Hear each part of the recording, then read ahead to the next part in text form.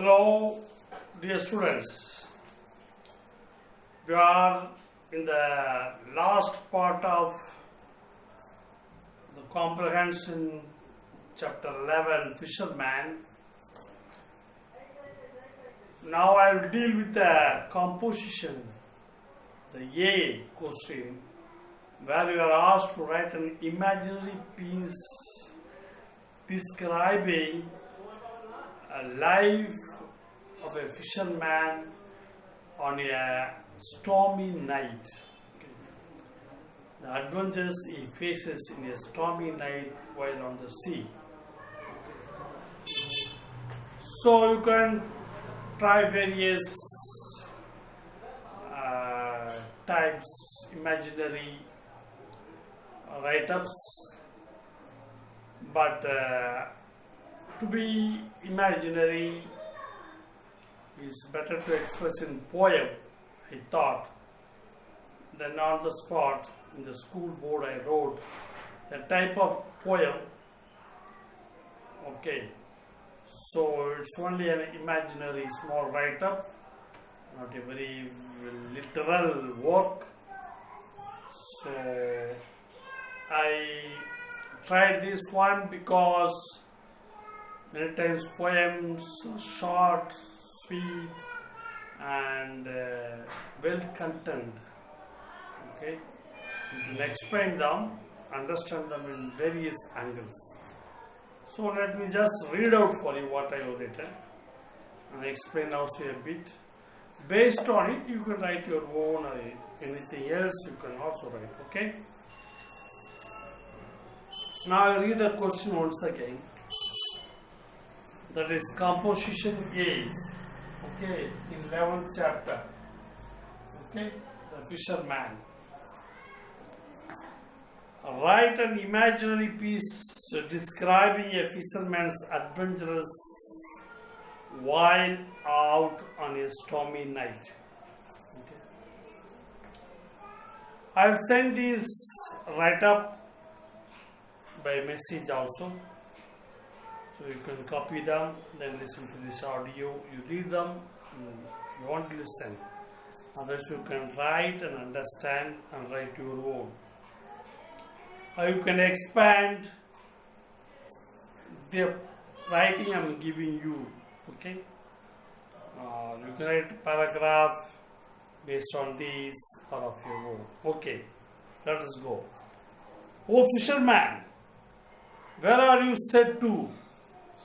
First line. Says, where are you getting ready to go in this stormy night? Okay. Next line. What happened to your wondrous eyes?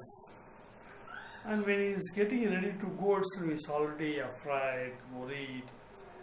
How it will be the storm in the sea? It will be more or less. Will I get any fish or not?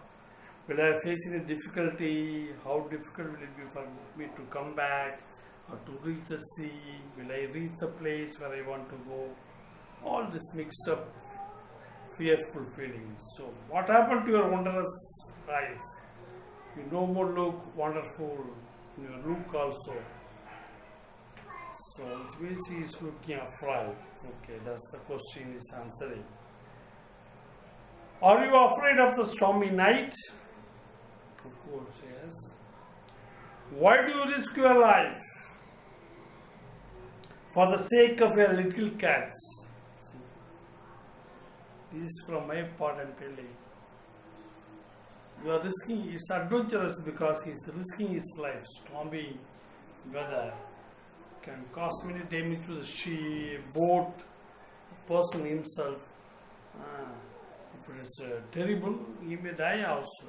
He might get sunk, his boat may be taken to different directions somewhere. Who knows? So it's a risky thing. So I'm asking, will you risk your life?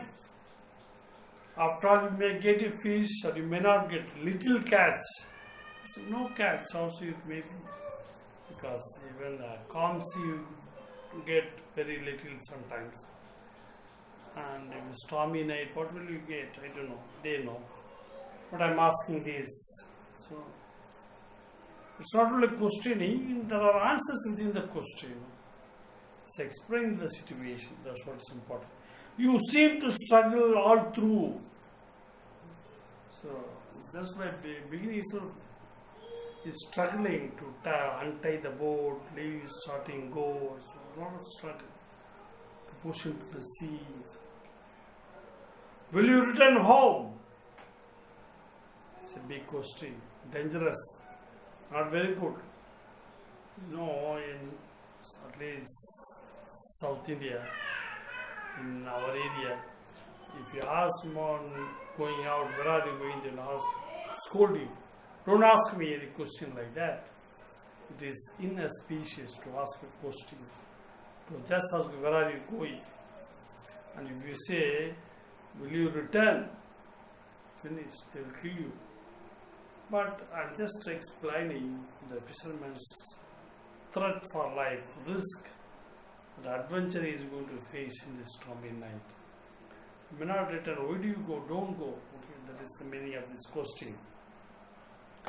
Now, first para is put in the form of question. And the second para, I'm not going to talk about the literary form of this poem, because I said it's not very literal properly. I'm not a great poet. So writing a para in short, I thought I will write this. Okay, so I'll just concentrate on the meaning part. Okay, if some of you are good poets, you can develop them to a good poem also, or you can write something similar in your notebook. Poem writing is not an easy thing. Okay, so try. And the fisherman's answer, in his answer, he is also putting the adventure he is going to face. Okay, and how he sees this, why is he taking this adventurous journey? Home, far away. So he says, just getting ready to go, just starting, because I am talking to him. So that's what we can go and see in the sea and say. You can imagine that you meet him there also, but just meeting him as he says, going. So he says already, home far away. I forgot about home. I'm just living. I don't think about home. Yes, I'm living home, but I don't think at all. It's far away from my mind. It's not far away in the distance. But in his mind, it's not at all there. He doesn't think about home. He's busy thinking about his journey. His fishing. Okay? Home far away. Storm embracing. You see, the stormy night is for him is Ishur. He's like his friend. He's faced many days like that. He says he's embracing me, my companion, my friend, not enemy. So he's embracing me. I'll go with him. Okay? Go with the storm. Struggle, part of life. Everything has end. For them, fishermen, struggle is part of life. Everybody is struggle. Okay? So it is part of life. It's not like us. One day you meet with some problem, you are collapsing. Struggle for them is part of life. For us also, but it comes occasionally for them every day. Every day I would struggle for something or other. Okay. Everything has end. So he is saying, so this storm will also end. Everything has an end. We begin new day every time. Okay. So he's not afraid. Okay. That look, wondrous look is not having a big catch. But he's not horrified seeing the storm. Till the end he knows it won't be stormy for all through the year, no? Okay, he knows that it will end. Any time it can end. Immediately later, after 2 days. So he's not bothered about it. Our life in the sea never ends. Okay? The stormy weather ends or not. Even if it is a stormy weather for 4 or 5 days, our life in the sea never ends.